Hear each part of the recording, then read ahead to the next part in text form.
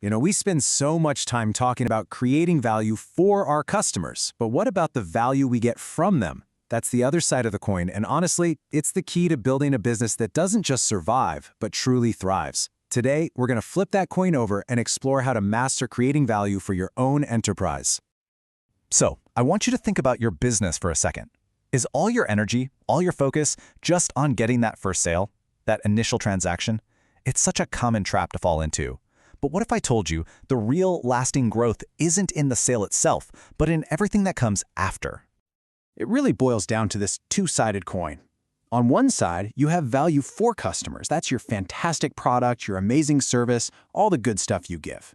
But on the other side, there's value from customers. And that's the profit, sure, but it's also the loyalty, the referrals, the good vibes you get back. And our goal here is to figure out how to absolutely maximize that return value. So let's start with what I like to call the customer profit puzzle.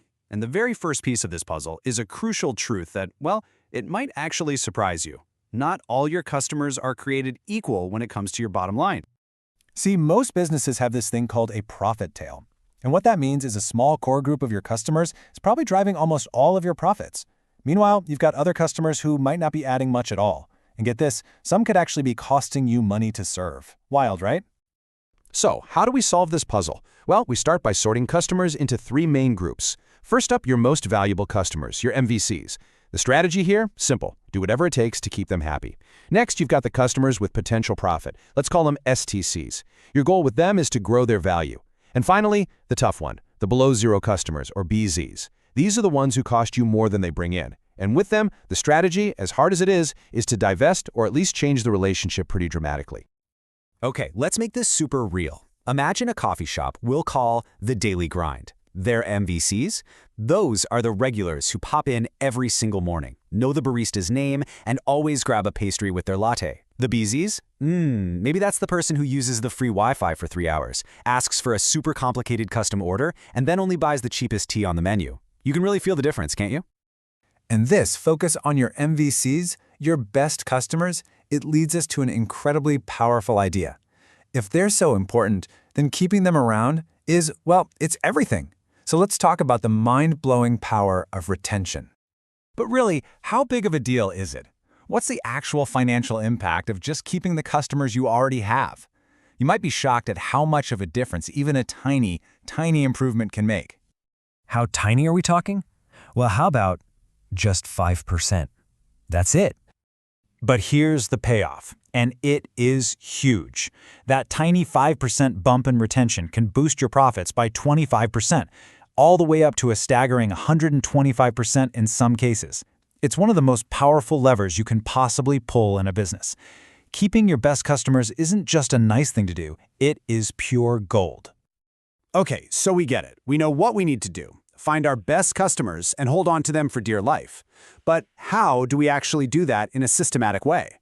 Well, for that, there's a fantastic framework called the ACURA Growth Engine.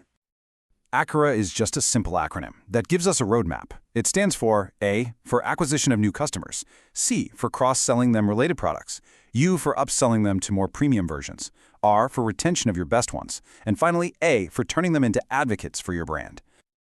Let's zip right back to the Daily Grind. Acquisition? That's a first coffee free coupon. Cross-selling? The classic. Would you like a muffin with that? Upselling? Suggesting a large latte instead of a medium. Retention is their loyalty punch card, of course. And advocacy? That's when a happy customer tells their friend, "Oh my gosh, you have to try their cronuts." But here's the most important thing to get about ACURA. This isn't just a checklist of things to do. The real magic is that it's an integrated system.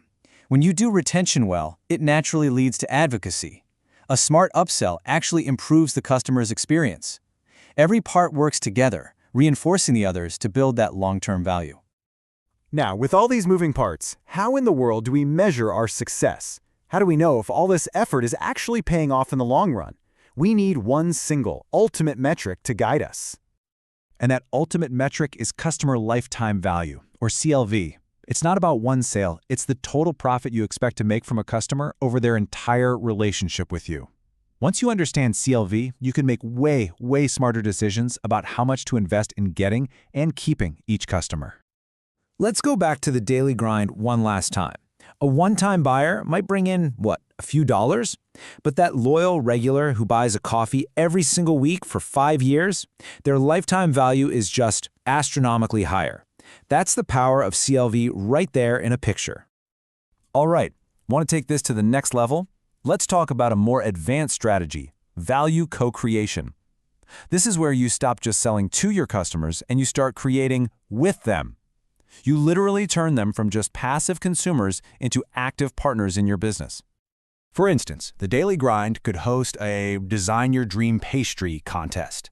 Customers submit ideas, they vote on the winner, and that pastry gets added to the menu. How cool is that? Now they aren't just customers anymore, they're co-creators. They are literally invested in the shop's story, which builds this incredible loyalty and, by the way, gives the shop priceless market research for free. So, when we boil it all down, what are the key takeaways here? First, stop focusing so much on the single transaction and start playing the long game of relationships. Second, you have to figure out who your most valuable customers really are. And third, use a system, a framework like ACURA, to systematically and deliberately grow that value over time. So I'll leave you with a question to chew on for your own work or your own business.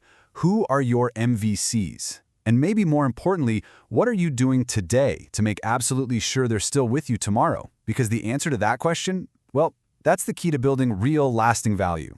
Thanks so much for tuning in.